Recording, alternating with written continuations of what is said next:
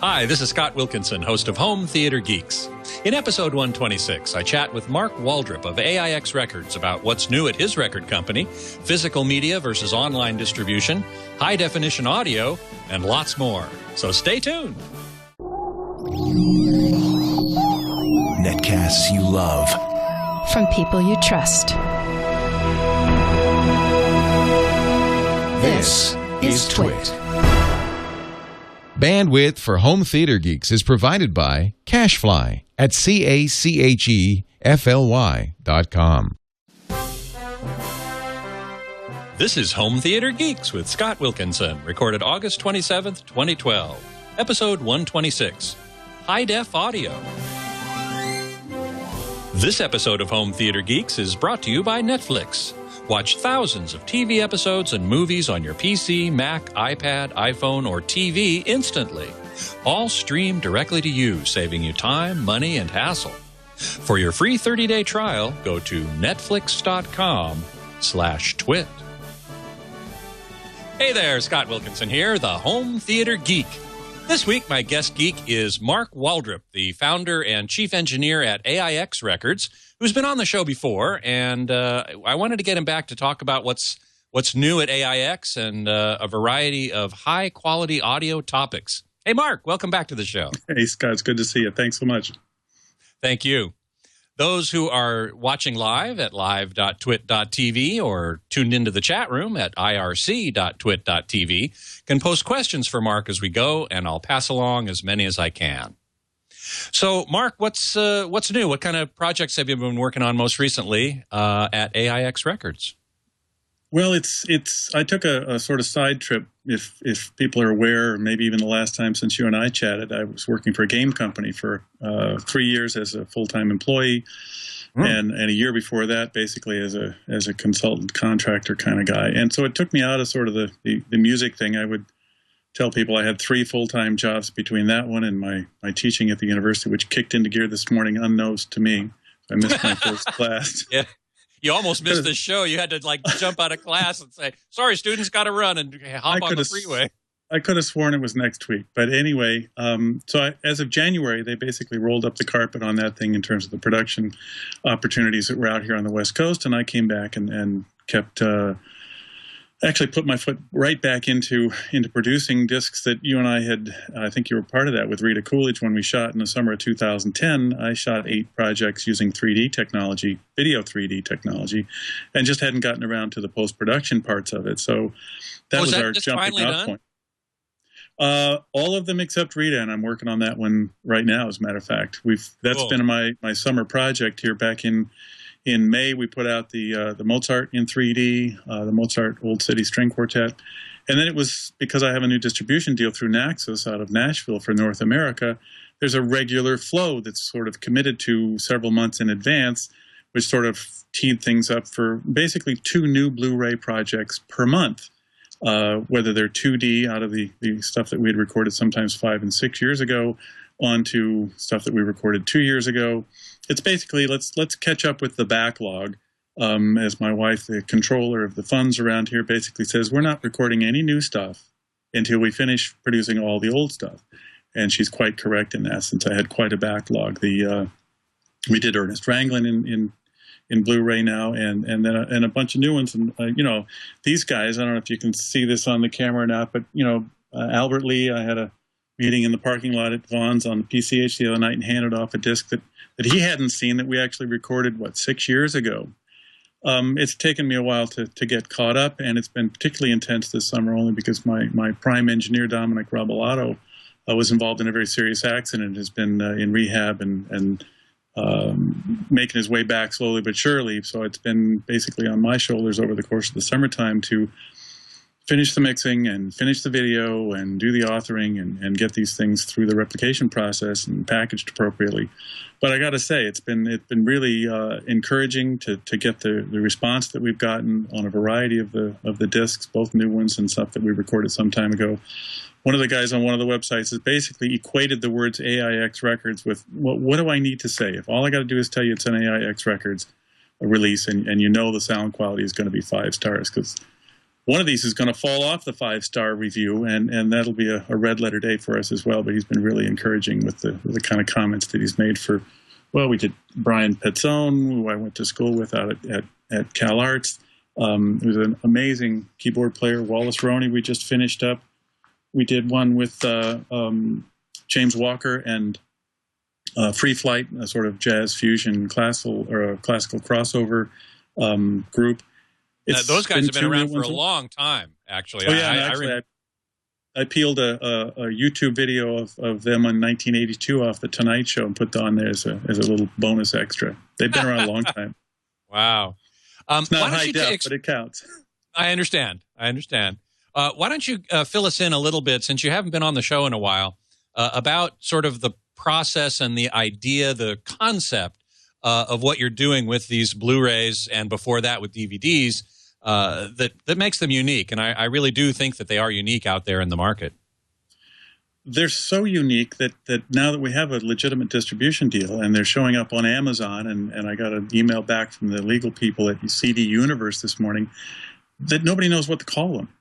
I brought a chuckle out of my class this morning because when I took Brian Pezzone's and pushed it through the distribution mechanism and it shows up on Amazon, it shows up under movies and TV, not under music, and the actors are listed as Mozart, Schubert, and Elgar. Somewhere along the way, the metadata is breaking down a little bit, and people really don't know. Well, if it's a music product, then it can't have video, right? Well, they have video of the entire performance. Then they must be live concerts, which is where the movies and TV angle comes in. So no, they're not live concerts. In fact, I saw a little bit of your comments with your other panelists before. We don't have just one shot at it because there's no audience around. I don't want a PA system or a monitor. In-ear monitors we use sometimes, but no SM57 Shure Brothers microphones and so forth. Essentially, the concept from the outset for me was, and having been a recording engineer for 35 years on, and having been involved in the productions of DVDs and multi-channel stuff for a number of years now, the challenge was, well, okay, I'm going to start a label back with the arrival of DVD audio and SACD back in 2000 timeframe. What would I do that would be different? Because I certainly am not going to be competing with Zomba Records and Jive and the urban stuff and Arist and all the other normal record labels that are out there. It clearly was going to be in the audiophile category. What can I do differently? And it wasn't that I was trying to come up with something completely unique just because being unique would be special. It was the years of experience that I had in recording classical music, including your senior recital, I think in 1980-something. Yes, 1981, you recorded my senior recital. That's exactly correct. Fred of AIX Records, Scott. It was, let's see what we can't do to create some kind of hybrid between what Windham Hill had been doing, and they were, putting microphones, stereo pairs of microphones, very close to instruments. So you get a very intimate, warm sound, rather than what is traditionally done, the Rudy Van Gelder and the traditional classical and jazz ensemble recordings are done with a Bloomline pair or with a spaced pair 15 feet out in front of the proscenium theater.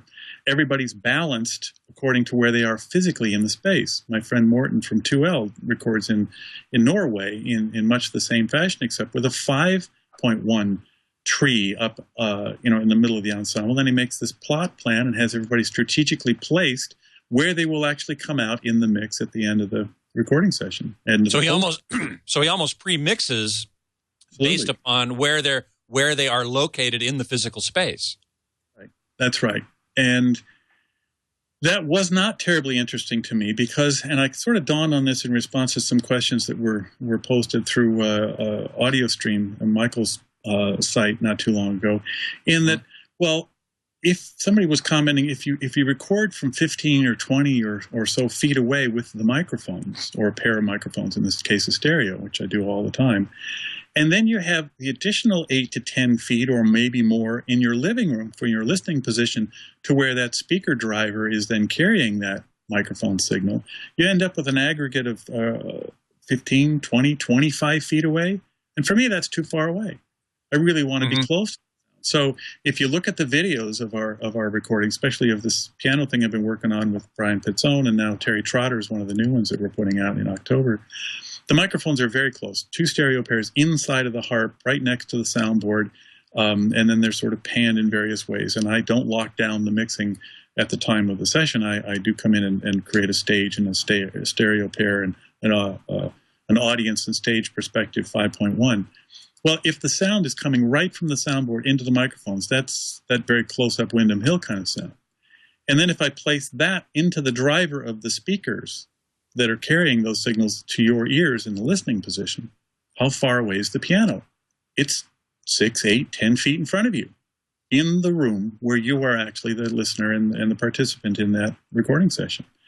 This also brings up the point that when you close mic, as you're talking about, you don't pick up much of the room in which the instrument is being recorded, whereas if you're miking farther away, you're picking up a lot more of that room. Then when you reproduce it in a home, you're adding that room ambience, if you've mic'd far away, to the room characteristics of the room you're playing it back in. So it's kind of a double whammy there. Another good reason to close mic, and in fact, the reason that I do that as well.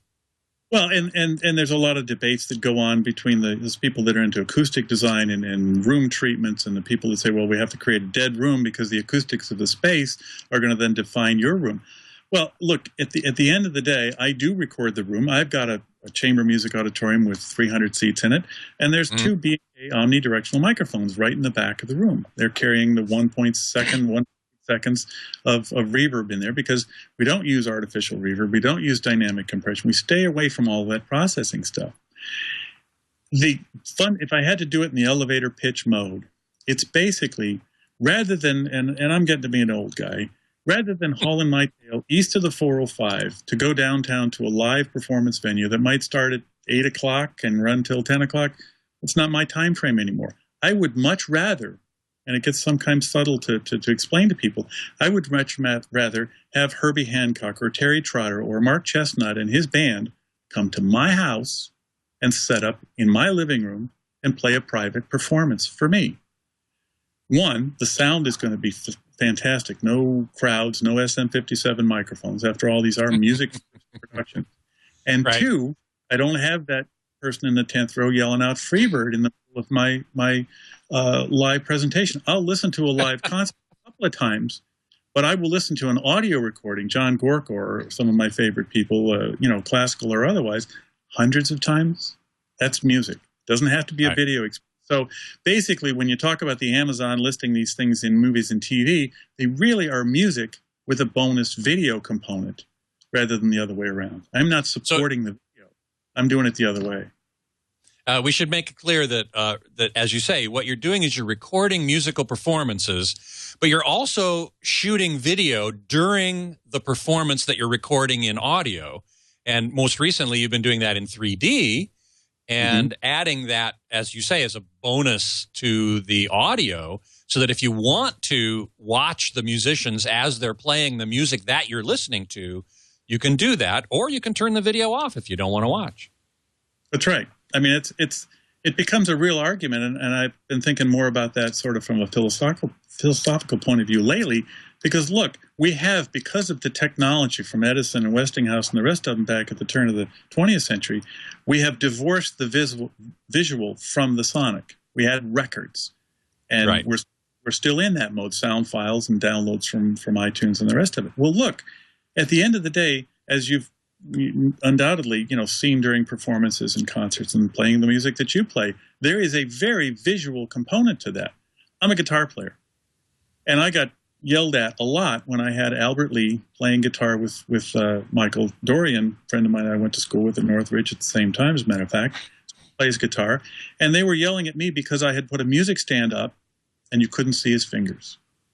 So the guitar players out there who love Albert Lee had to make sure to see his hands. So when we did his own project on Blu-ray now, I had a camera locked on his fingerboard the whole time. And when he locked a solo, I made sure that you could see lots of his fingers doing what he does, because that becomes part of it. Is it part of it for every single listen? No. But it might be for 2 or 3, or when you have your neighbors over and you want to see a 3D concert at home, that's when that comes into play. But still, it is very much secondary to the fact that I want some of the best audio on the planet to come through the speakers you've got, and hopefully, get you used to listening in surround. Right, exactly. And that's another of the unique characteristics of your projects, is that you record all the instruments individually. As you said, you don't pre-mix, you don't mix on the spot. You record them all to separate tracks and then bring them into the studio, into your studio, and mix them.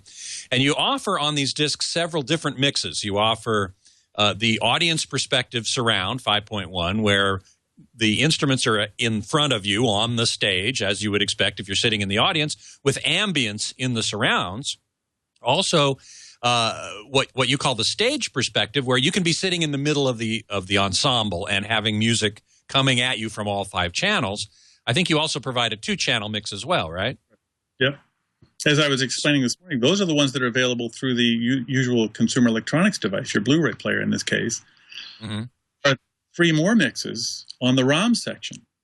Because of the proliferation and popularity of music servers, which I think is very much the future, and we'll talk about the downloads here, I know, I put a FLAC 2-channel 96 kilohertz 24-bit download.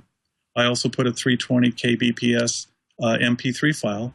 And the last one, on the most recent ones that we've been making available, we put the Headphones XI, the pre-rendered with the sound of this room behind me, through my ears into a set of headphones, so you can listen as if you were sitting in this room, even while you're, surfboarding or skateboarding down the street. Right.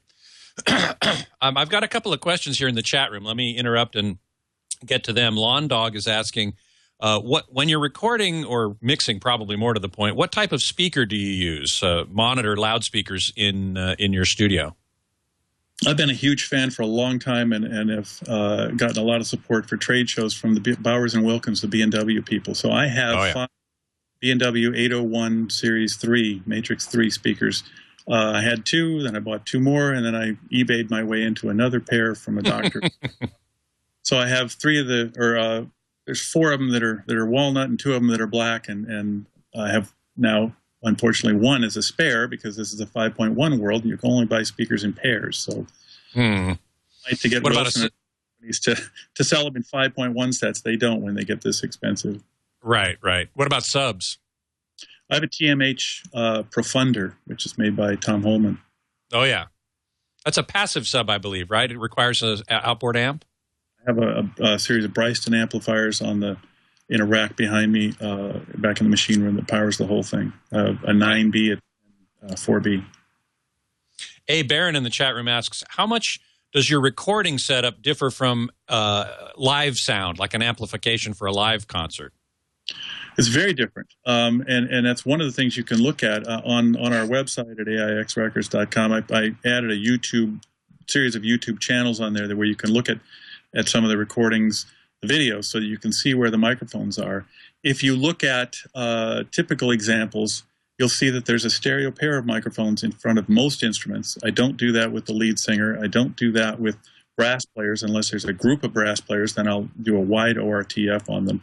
A lot of stereo pairs of microphones instead of inexpensive mono microphones, which are then electrically panned into their position.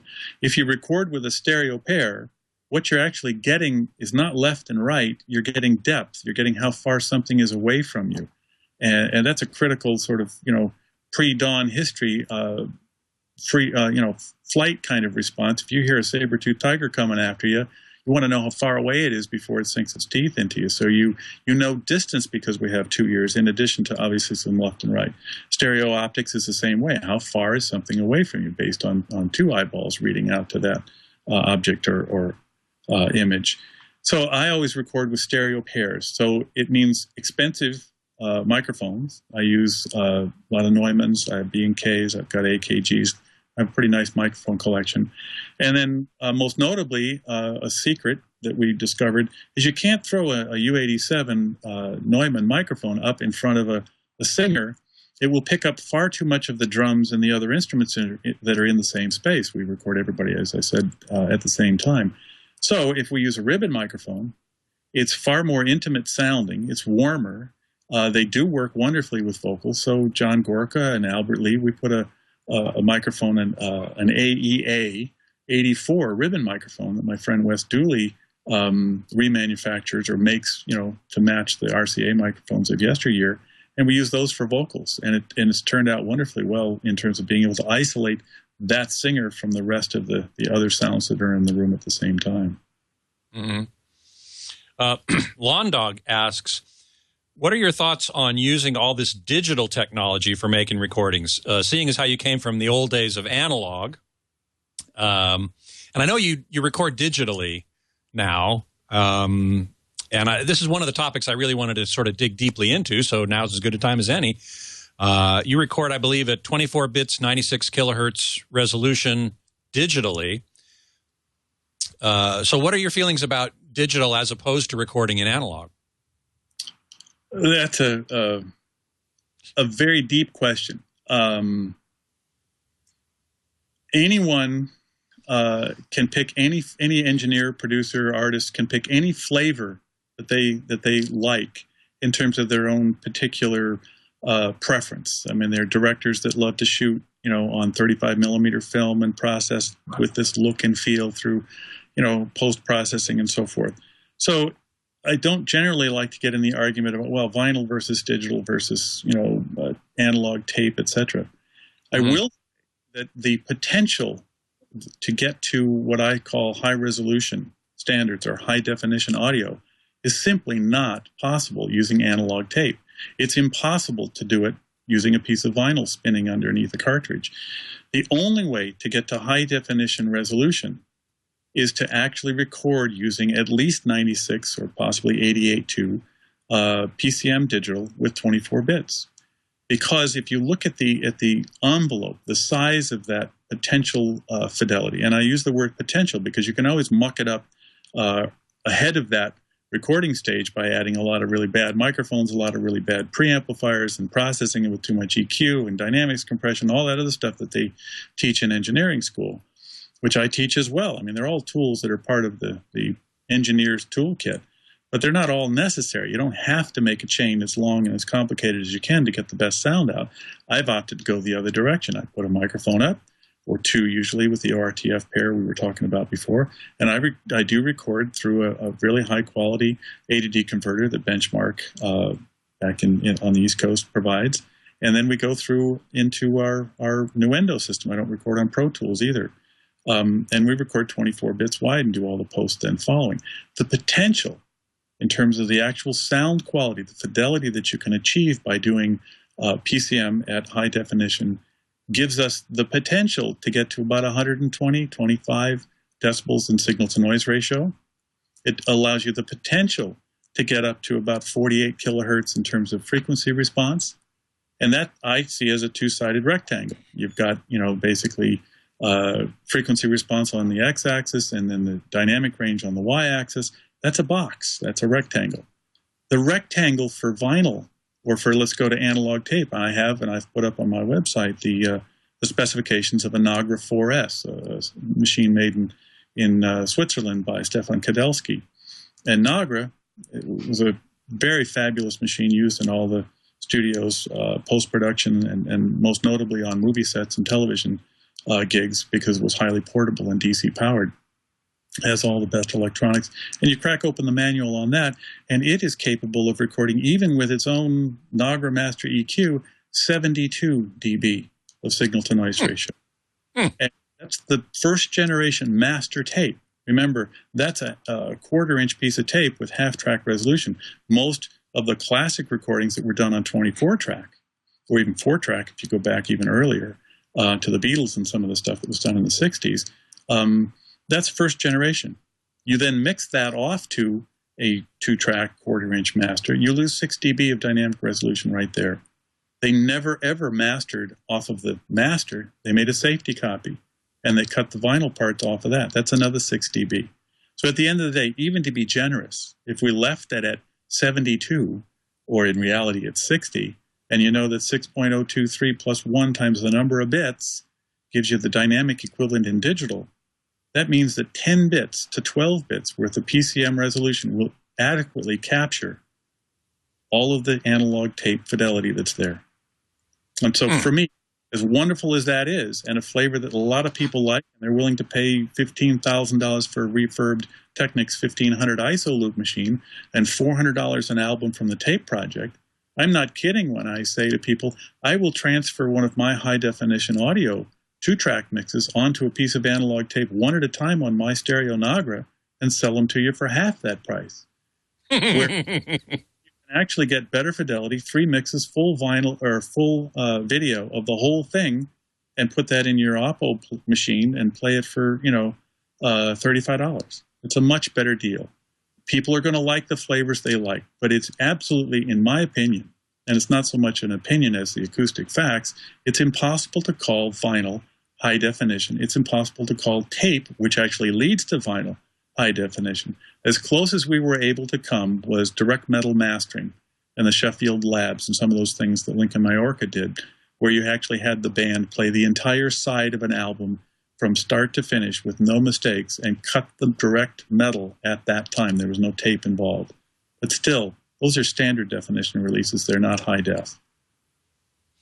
I had a question that just left my mind. Oh, why do you suppose it is then that some people prefer, as you say, they prefer the flavor of vinyl, the flavor of analog tape?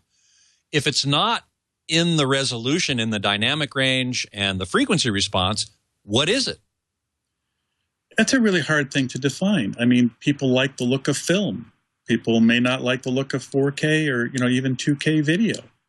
It's just something that they've gotten comfortable. I had a very prominent cable manufacturer, the head guy, came by after visiting Southern California in one of the meetings that we had with the Orange County and LA Orange County Audiophile Society, stopped by, and I played him some of the best tracks that I've got in here, including some that had a lot of high-frequency information and things that I was very proud of. And honestly, at the end of the day, he looked up and said, Mark, they're just too clear. There's just too much detail there. He's used to and comfortable with the sound and the distortions and the whatever it is that creates that. I don't say distortion in a bad way. That's, it's a tool and part of the sound world that we live in. But it's just what his ears have been used to listening to all these years. So we have these gradations where I get in most of the arguments that I've had in terms of online, back and forth with people, is that everybody wants to be marketed as high definition or high res. It's better for your business if I can call my recording from 1965 or 68 or take the ABCO releases of the Rolling Stones. If I can somehow elevate them by putting this little rectangle into the bigger rectangle, the bucket, the digital bucket of a 9624 or even 176.4 24-bit bucket. If I can release them and charge you $30 for that, somehow they magically became high definition. Well, I've done the analysis on these, and so have other magazines where that's outright fraud. They don't add anything that wasn't there in the original analog tape. Just because you put a drop of water in a sponge doesn't mean it makes the whole thing wet. The bucket is really empty. So, I mean, look, I just think this is the point of provenance and where the recording was made, how it was recorded, what the technology that was used in making it at the time sort of defined the upper limit of that fidelity, not to mention the target that the producers and engineers and record labels, A&R people on up, had in terms of what they wanted to provide.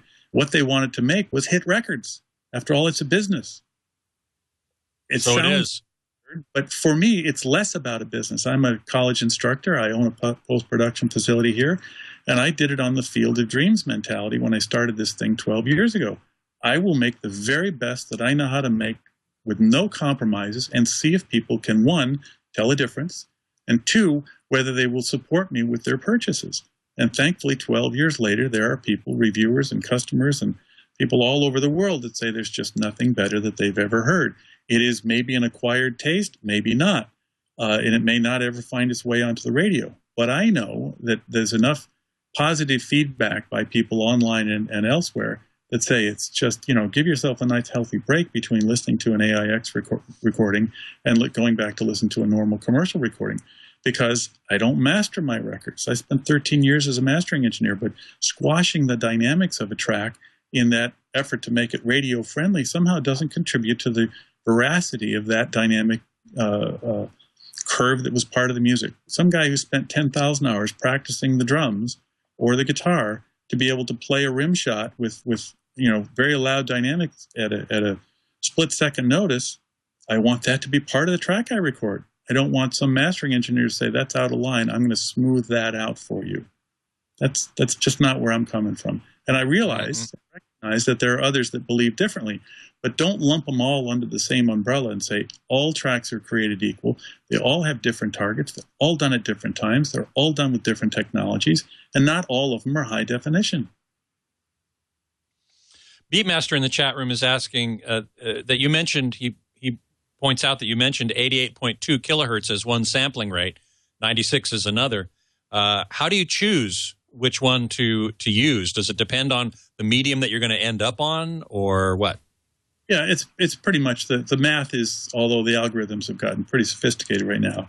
If something started as a CD, and a lot of the download sites that are out there are getting CDs and simply doubling the samples, copying the sample from one to the next slot and calling it magically 88.2, or even 176.4. I'm a record label that's never released a CD. We actually have bundled a couple of CDs with some chamber music stuff for some people in Europe and my local neighborhood, as a matter of fact. But essentially, I'm all about the high definition stuff. So if I'm going to go and record, and I'm not worried about 44.1 as a sampling rate, I start at 96, and multiples of that then are available to me very easily. Going up makes sense, but coming down to 48 works. And since I'm aligning myself with a video stream, the world of video is all about 48 kilohertz, not 44.1. And what about 192? I was at a recording session yesterday, actually, and the recording engineer was Sean Murphy, a very well-known recording engineer, and we were talking about the difference between 96 and 192. And in both cases, they capture sounds that we can't hear. So the question becomes, why push to 192 if you can't hear what 96 records anyway? He said that it was a matter of space around the instruments. And I wonder how you would respond to that question. Around space. That's getting a little green magic marker on me. Okay. There's a number of reasons. One, there are, in fact, frequencies up there. I have mentioned Wallace Roney, which we recorded a bit a couple of years ago, and that is just coming out here. It comes out in September. And he played Harmon mute at the end of his trumpet on a number of tracks. Harmon mute generates a lot of very high frequency inharmonic partials. And Dominic, my guy, came out of the studio and goes, "Oh my God, I just can't believe how much high frequency information is in this." Because these speakers actually they don't get up to 48K, but they're well into the 30s. And sure enough, you do an analysis on it, and there are frequencies up to and including 48K in these recordings. So again, I have modified my thinking process to say it's not just for the high frequencies that we do. That filtering and so forth becomes easier as you use PCM and get to higher sampling frequencies, even including 384 now. But what I philosophically and conceptually will explain, if Wallace Roney and his drummer are in that room and all the rest of the musicians, and they are actually creating music that contains frequencies in excess of what we can hear traditionally as human beings in our ears, especially younger human beings compared to being mine, where your ears are supposed to start to diminish somewhat. If that sound is in that room, I want to capture it. It's part of the music. I'd like to capture as much of it as I possibly can. Now, you recognize that the amount of energy at 48K is very, very slight, but it's still there, and there are frequencies on and up above that. If it's in the room at the time to create the most accurate, the best fidelity that I can possibly do, then I want to be able to put it on the discs that we create and put it back out into the playback environment through the player and the speakers and the amplifiers and the rest of it. Now, speakers are the weakest link. You get a diamond tweeter from B&W speakers, and they will go out to about 38K. There are super tweeters out there that will go out further than that. But the fact is, even those recordings that are done at 192, the rest of the processing that's done before it ever gets to your speakers kills all of those high frequencies. it mutates them into such a way that you'll never experience them anyway. So that's where you come into this sort of argument about purist recording chain in terms of how you use mic preamps, how you use physical placement, whether you put any filters onto the microphones, whether you do any EQ or dynamics processing while you're recording, whether you do any of those things during post-production, whether you then crush it again when you master something. And Sean Murphy and the guys that are doing all the kind of work that he does, and that post-production chain that finally makes it into your THX Dolby system in the theater or the home theater, all that stuff's gone. There's no space left by the time they get done processing that goes into a motion picture. It's not an audiophile sensibility, and it doesn't need to be. But there are some of us out there, myself included, and there are others, I mean, Morton I mentioned a while ago, who really do care about creating the sound of an instrument. Brian Pizzone, the guy I mentioned some time ago that I went to school with and played a piece of mine back in 1989 in New York at the New Music America Festival. Phenomenal pianist. I mean, just beyond the pale. I marvel at his ability to improvise and to play. When he finally came in after 2 years of not hearing what we did in 2010, sat at the edge of the console behind me here, listened to the recording that I played back of his performances in just a solo piano, and said, Mark, you know, for the first time ever, and he's made dozens, if not hundreds of recordings, I'm listening to a playback that actually communicates back to me what I felt when I had my fingers at the keyboard. Most of the time it comes back, maybe it's 70%. I'm getting 100% of what I put into that music back to me.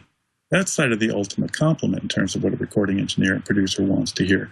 That the music that was made at the moment is actually delivered back through the technology chain that we put together to the artist and to the audience that wants to hear it. So maybe that's one advantage of recording at these very high sampling rates and bit depths, for that matter, is that it somehow, and I'm at a loss at the moment to explain it from a physics point of view, but it somehow better replicates or represents an emotional component. There is something there. And, you know, I heard a story, and somebody will go out and look it up, but Rupert Neve, who's a very well-known console analog electronics designer, did an experiment where they took an 18 kilohertz tone, and they played it for a group of people with ears, people that could really hear, and then they played that as a sine wave, and they played it as a square wave. And if you know anything about physics and acoustics, what's going to happen on the square wave? That's going to have a partial at 36K. That's the first next frequency. And we can't hear that, right? It's well above what humans can hear. So if I play a sine wave at 18K and I play a square wave at 18K through a set of speakers that's capable of delivering it, they should sound the same. Sound the same. You know, 85% of the people could tell the difference. How could that happen if you can't tell the difference? Somehow, some way, between one that has that upper harmonic and one that doesn't. Now, at the end of the day, like I say, that's not an argument, and I don't worry about the science. If it's in the room, maybe my recordings sound like they do because I'm trying to capture it and give it back to you. Well, this is all great, and I'm looking forward to continuing the discussion. But before we do, I want to take a moment to thank our sponsor for this episode, which is Netflix. Netflix, of course, gives you the access to thousands of TV episodes and movies streamed directly to just about any consumer electronics device you have in your home. TVs have Netflix apps, Blu-ray players, gaming consoles, smartphones, tablets, computers, of course. Just about anything you have will stream Netflix and display it on any display you have, be it a smartphone, a tablet, a TV, or a computer monitor. You can even start watching something on one device and finish on another, allowing you the ultimate inflexibility and instant access by streaming down from the internet. Netflix is offering to TWiT listeners a 30-day free trial. Just go to netflix.com/twit and get started on that. Those few of you who are listening to or watching this show who might not already have Netflix, the free 30-day free trial is at netflix.com/twit. And we thank Netflix very much for their support of Home Theater Geeks and the entire TWiT network. So, Mark, I know that we've been talking a lot about producing discs, Blu-rays now, with 3D video on them, 2D video, the difficulty that Amazon has in categorizing your particular titles. But I know that you also, speaking of online distribution, as we were just talking about there a second ago, I was mentioning Netflix. You also offer online distribution with a website called iTrax, itrax.com. And I wonder how you feel about the difference or the comparison of physical media versus online distribution, and what you think of the argument that a lot of people are making more and more these days, that physical media is on its way out and online distribution will take over. They're absolutely right. They're absolutely right. I heard or read one post that said 2012 would be the last year of CDs for a number of labels. Maybe in certain parts of the world they will continue to populate. And I did hear another stat that roughly 38% of the revenue by the big record labels came from physical goods this year. The rest of it was digital. Long term, it's obvious. It's just you have to use your crystal ball and figure out what that long term time frame is. Is it this year? Is it 3 years away? Is it 5 years away? Is it a CD? Is it DVDs? I just released the Mark Chestnut. It comes out tomorrow. Mark Chestnut's a very prominent country artist, had 4 or 5 platinum selling albums. I met him down in Texas doing a video job for my friends at Time Life Records, where he was doing a recording. And so we were producing some little video slugs for YouTube and so forth. And I asked him, I said, would you be interested? I'm a fan of country music. I like it. He's a prominent name. And sure enough, we flew his band out here that summer, and we shot this first country 3D music album, is what I call them. And then he posts it up on his Facebook site, where he's got about 50 or 70,000, Facebook friends. And I was a little worried because, well, will they know what a Blu-ray disc is? The country music fans, will they appreciate? Well, the header that ultimately came back, or some of the feedback that we got from a number of the fans, was, I don't have Blu-ray. I don't even know what a Blu-ray player is. Some people confuse anything that's a spinning disc with video that comes out is somehow a DVD. So I've had reviewers, even on Amazon and other places, say, this is the world's greatest Blu-ray DVD. I have to say, I've heard that all too often myself, a Blu-ray DVD, and I'm going, well, no, those are two different things that you're putting together there. So what does it really matter? So I'm thinking maybe we'll regress and make a DVD of that one. But, arriving at physical media that's easy to use, that's fairly inexpensive in terms of the players, drop it in, hit play, and you're good to go, is something that I think a large majority of music consumers will still opt for. As you go to online distribution, and let's divorce that from the video for a moment and simply have downloaded music or now streaming music. Remember, I have to be able to deliver surround sound at a minimum at 96 kilohertz, 24-bit quality. So I started iTrax in the November timeframe of 2007. It was one of the first, I think may have been the first, to offer what I call real high-definition audio downloads. There are other sites, and I alluded to some of them before, that actually call everything high-def, so it means nothing. And it's sort of a shotgun approach. If you get a good one, you're lucky. If you 90% of the time you're going to get one that sounds as good as it was back in 1965. It's hardly high definition in my definition anyway. Which, by the way, my definition means it has to meet or exceed the quality, the specs, as it were, of your human hearing. Which means we've got to get somewhere near 120, 130 decibel signal-to-noise ratio, and hear wherever you'd like. But like I said, I think there's stuff that's up in the 30s, well into the 30s, that will impact your hearing. So anyway, I started the site as a real high-definition audio download. And in case anybody wants to check it out and see, you can go. I started another site. You can go to realht-audio.com, and I will you send me an email or fill in the form and send it to me, and I will give you the credentials to download an award-winning high-definition track at 9624 in stereo, and see if you can tell the difference. If that sounds like a CD to you, then so be it. I'm not going to argue that you have to spend more money or more effort to try and download high-definition content. But I can say that over the years that I've run iTrax, I get all number of communiques back from people saying, thank you, thank you, thank you. I can't believe it that it makes this much difference. And guess what? All of the tracks on iTrax were actually recorded at the time the musicians were present at 96K 24 bits. To the exclusion of some people, even good friends that would like to have their stuff included on the site, where it was done on analog tape, and it might sound wonderful.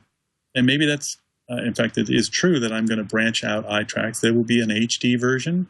There will be an SD version for standard definition stuff, because I've got, close to 2,000 albums now that we have to digitize and put the metadata together and put them up on the site for those people that have music servers that want to download the stuff and have them on their local hard drive.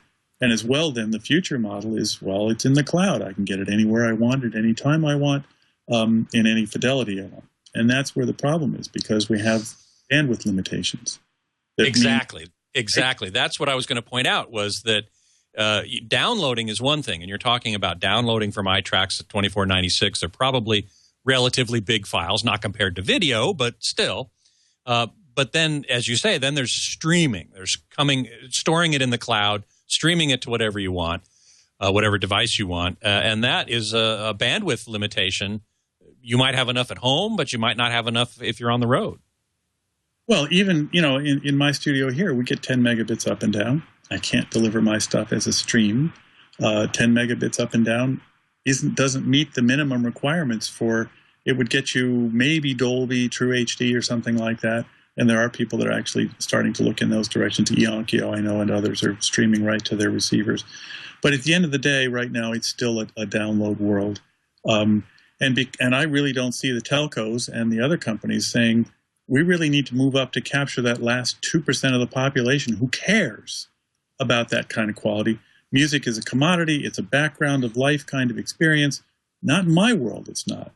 Certainly you can use it as a background if you like, and not watch video and not listen in surround or play it through your system that's farming it out through all the places in your house.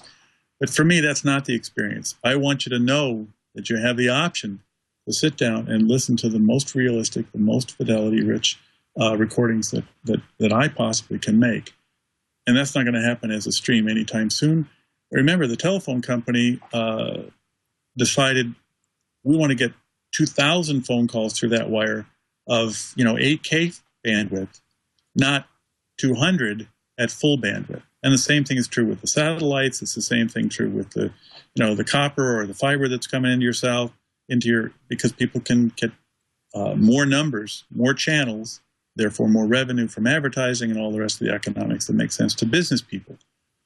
I think of myself as less of a business person and more of a I don't know, somebody described me as, although the hair is gone, the sort of wacky, crazy scientist, trying something new. And I can accept that. I really wanted to push the envelope to see what is possible. And I know that, and hopefully this will happen because of some of the Mark Chestnut and Terry Trotters and some of the more well-known products that we've been doing, is that it will make its way out to the Wynton Marsalises of the world and to the Herbie Hancocks of the world, and John Mayer and John Andrasik and other people that can play and sing at the same time, rather than worry about Max Martin and Taylor Swift crafting a track, over many months to make a #1 hit.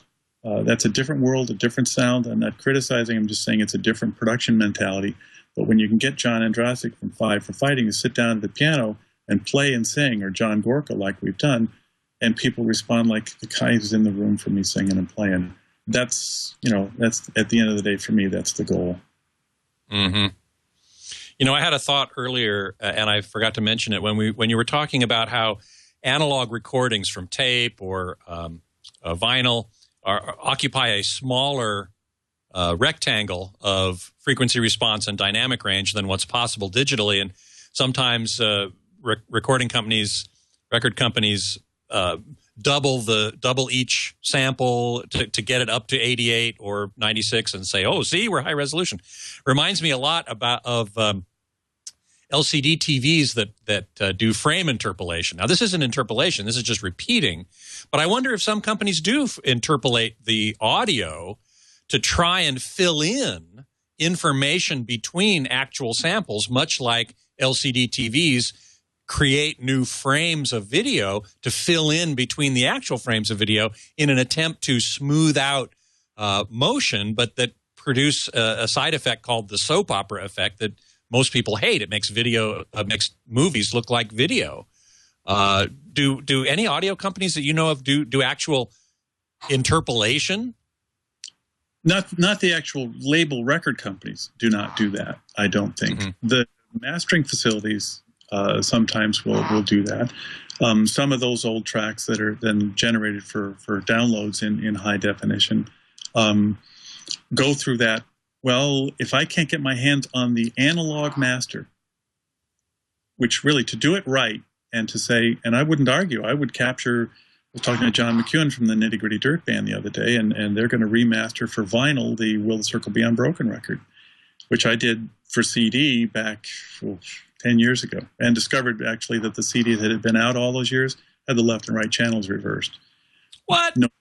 Oh, yeah. No, the first generation Will the Circle CD had the channels left and right reversed. So you take that analog tape, and if I was given the analog tape from Capitol's vault and played it, and it's a DBX encoded master, got the right hardware and got it all tweaked and calibrated just right to do that transfer, I would transfer it at 192 24 bits. I just want the biggest rectangle possible to capture that. Whether arguably there is any stuff up there that high, or whether there's that dynamic range that needs that 24th bit, like I said, I don't believe there is. But as long as you're going to do the transfer, do it at the highest possible rate that you can. But if I was to deliver that to you as a sound file at 44.1 16 bits, you would capture everything. If it was done well, you would capture everything that was on that original analog tape.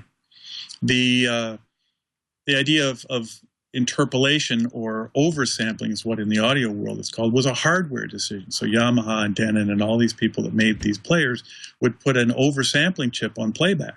So you give me 44.1 thousand samples left and right per second, and I will basically estimate what the value would be in between two of those samples and generate, for filtering purposes, a better output. Does it make any sonic difference? Maybe slightly, but it's not the same thing as having gone and recorded the actual deal at 96 kilohertz or 88.2 at the time of the original recording. A lot of tricks. Understood. But at the end of the day, the only way to make a high-def recording is to make a high-def recording, not to transfer one. Right. As you say, and as you do, starting from the very beginning, you have the instruments, you have the microphone, you're recording at 2496 or higher even, right from the get-go, and you keep the files in that high resolution all the way through the editing process and post-production and mastering and everything. And I think that's more the key than anything else. It's not really a numbers game. I could make a really wonderful sounding CD as well if I stick to the place that I record, the equipment that I record with, the use of stereo microphones, all of that other stuff. The sampling rate and the word size at the end of the day aren't the single biggest thing that makes a difference. I had an early client just call me up and go, crazy, this is so amazing. And I said, well, that's great. What are you listening on? Oh, I'm listening on my DVD video player. This is surround using Dolby Digital. And he still loved the sound at 448 kilobits per second only because of where we recorded and the technology and techniques that we used when we recorded them. Look, it's all the better when you go to 96 or 384 or 192. Pick your flavor. But if you're engineering with high frequency and high dynamic range in mind, I get out of the way. Basically, people can't believe I'll mix a whole record in a weekend. One, they're all recorded the same day. The same microphone's got the kick drum. The same microphone's got the snare drum. Once I got the bass and the rhythm section sounding fine in terms of what? Level and distribution in the 5/1 field. There's no artificial dynamics process. I don't have to turn it into a color. I don't have to line them up in Pro Tools so that everything's on the beat. None of that stuff contributes to the kind of recording that I'm interested in listening to. So once I've got them all set up, all I'm doing is adjusting levels. You know, is that solo loud enough? Well, let's bump it a couple of dB when that saxophone comes in. I will do that, and I will actually edit between multiple takes of the same thing. But in terms of, pitch correcting and adding something in terms of reverberation and EQ, a kick drum should sound like a kick drum. You go to a live concert, it sounds like an explosion. That's not a kick drum. It's a sound that works for a live presentation. So people are a little taken aback because the sound of our recordings is very open. It's very spacious. The colors are true. and they're very different than what people are used to listening to on commercial recordings. Even commercial audiophile recordings are tweaked largely, and that happens on the mastering side. So, I'm imagining a new website that's got, mastering is evil with the red circle and the line through it saying no mastering. Other than putting them in the right sequence and making sure that they're all maximized for the level of the delivery device, I don't want somebody squashing dynamics. I don't want somebody adding EQ and making creative decisions on something that after the output stage of the mixing, I consider done. A purist approach, that's for sure. In the last few minutes, I'd like to talk about this new thing that you're starting to include on your recordings called Headphone XI. What is that? Well, look, I've got kids in their 20s. I stand in front of a group of 40, students this morning, and I know that I'm never going to have the same sort of exposure to them with a 5.1 room like I've got behind me, or my home theater at home, or it's always mom and dads. It's the older generation that's got that sit down, take a listen. So I just struggled so hard with how do I democratize this? How do I get this out to a generation that isn't sitting in front of a 5.1 surround system? And it dawned on me as I met some people. There's a company called Smith Research. They're in Northern Ireland. A couple of very smart gentlemen there, and then their local guy here, Laura Kramer, who used to be with DTS, has been a friend for a number of years. And they have an amazing box, one of probably the most revolutionary technologies I've seen or heard in the last 10 years. And when I first experienced it, was basically having your ears, your personal P&A, the fleshy part of your ear, does that final filtering as the sound then comes to your eardrum and is processed by your brain. And they can actually not make a surround set of headphones, but they can capture the sound of my room or any room with X number of speakers in it coming from X number of directions by putting microphones in your ears and actually then allowing a particular head-related transfer function equation, processing numbers that are unique to you to be placed between the output of a multi-channel device and a set of headphones.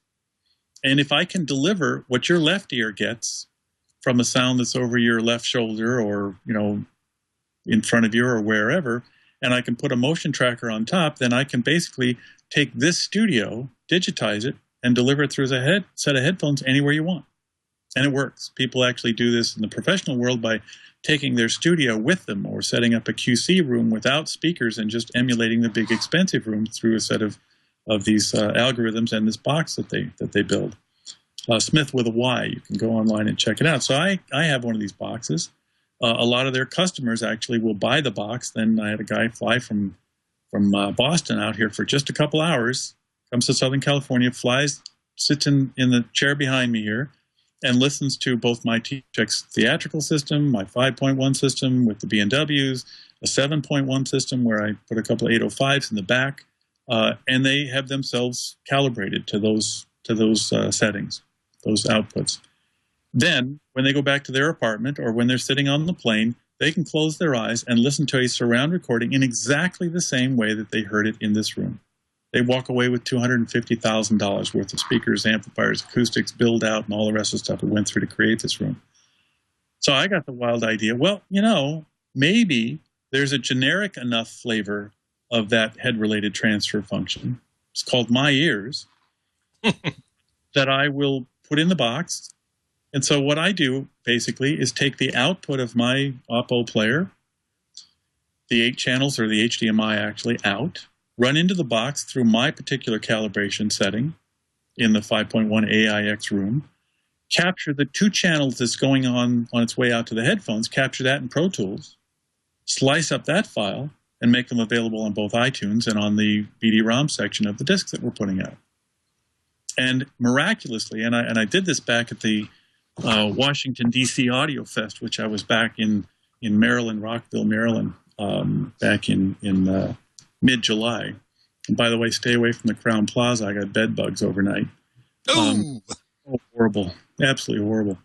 And so I didn't have a room. I had a little table, and John Atkinson came by, as well as a number of other people. Obviously, he wrote it up and put it on one of his posts. Where John John Atkinson, by the way, the editor of Stereophile magazine.